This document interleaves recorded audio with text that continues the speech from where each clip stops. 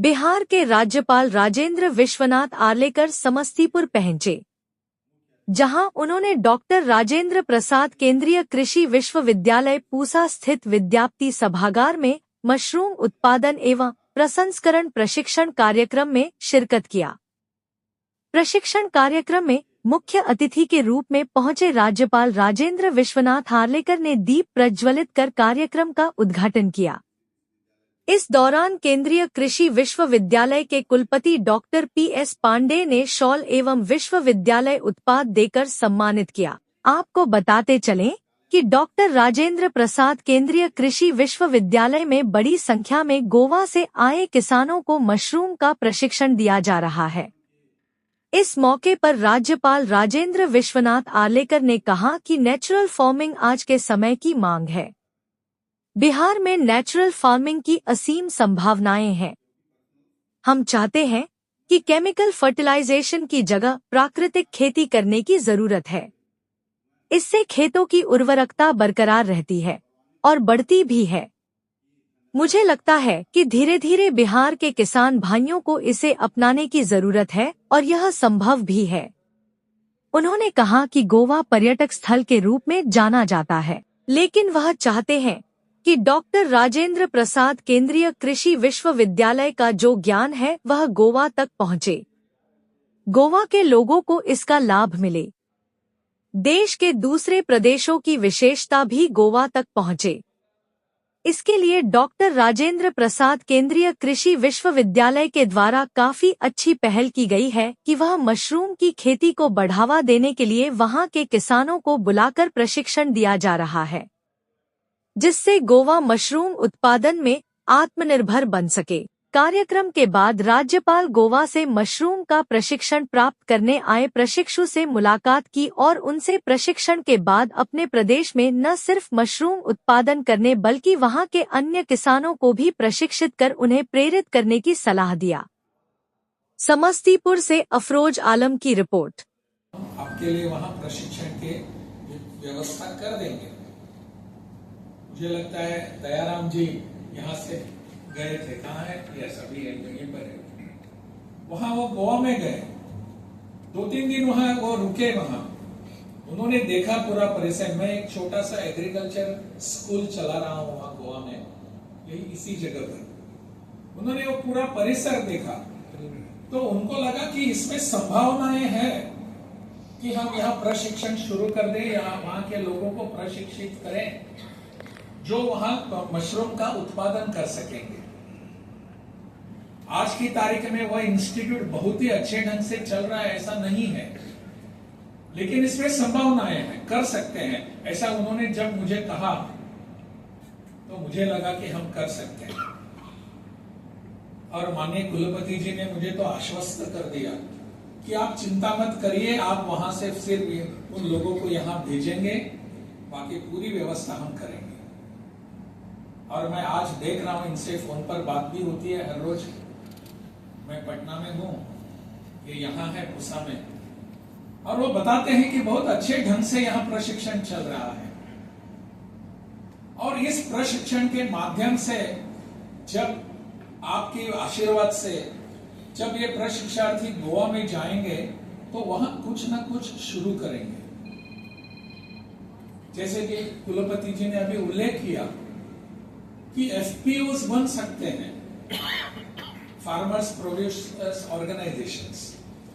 ऐसे FPO भी बन सकता है इनका, और सब लोगों को साथ में लेकर कर सकते हैं, प्रोडक्शन कर सकते हैं, स्पॉन का प्रोडक्शन हो सकता है, उसका उत्पादन करके वहां डिस्ट्रीब्यूट कर सकते हैं।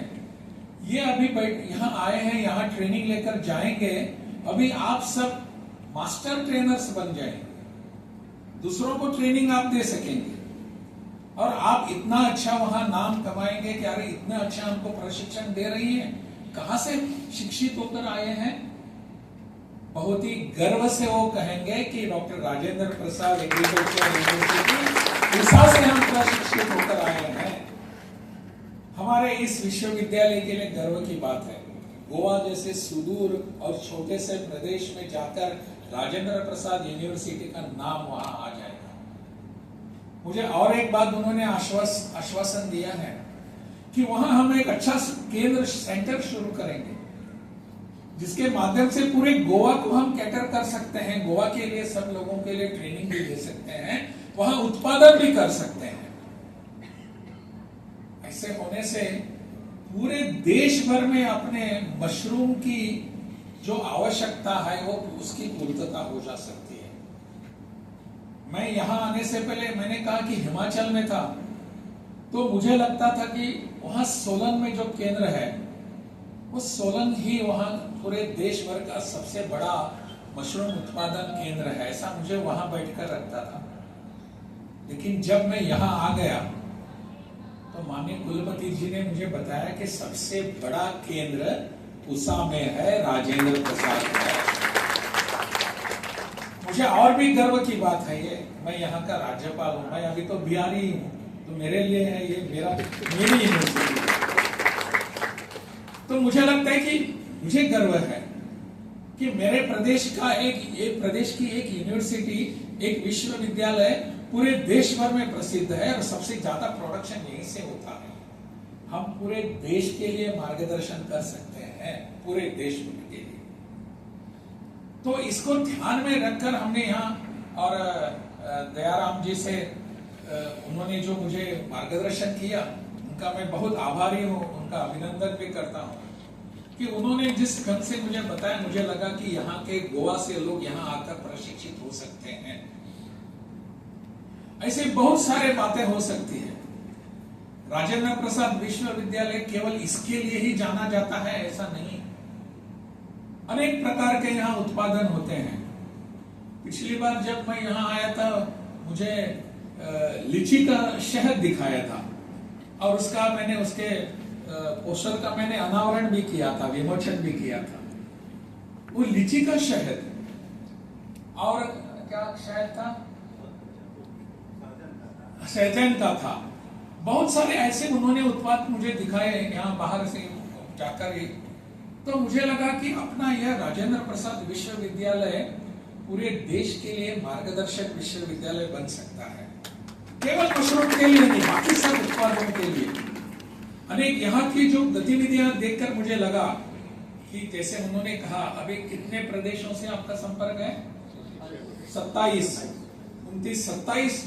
तो अभी सब प्रदेशों में जाना है और जाकर इस विश्वविद्यालय का नाम वहां जाना है।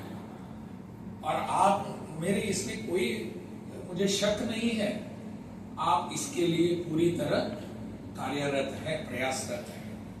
बहुत ही अच्छी बात है। आपको इस ढंग से देखकर मुझे बहुत प्रसन्नता हो रही है, आनंद हो रहा है कि इस प्रकार के यहाँ प्रशिक्षण होते हैं। इस प्रकार के प्रशिक्षण करने के लिए आप सब इच्छुक भी होते हैं। मैंने अभी यहाँ आने से पहले माननीय कुलपति और बाकी सब लोगों से बात कर रहा था। इन्होंने पिछली बार जब मैं यहाँ आ गया था तो नेचुरल फार्मिंग के स्कूल का उद्घाटन भी हुआ था।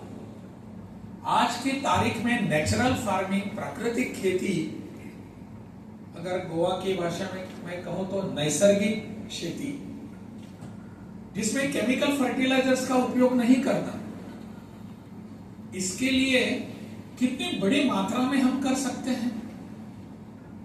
मैंने कहा कि अभी हिमाचल से जब मैं आ गया, लगभग 2 लाख किसान नेचुरल फार्मिंग का प्रयोग कर रहे हैं वहां।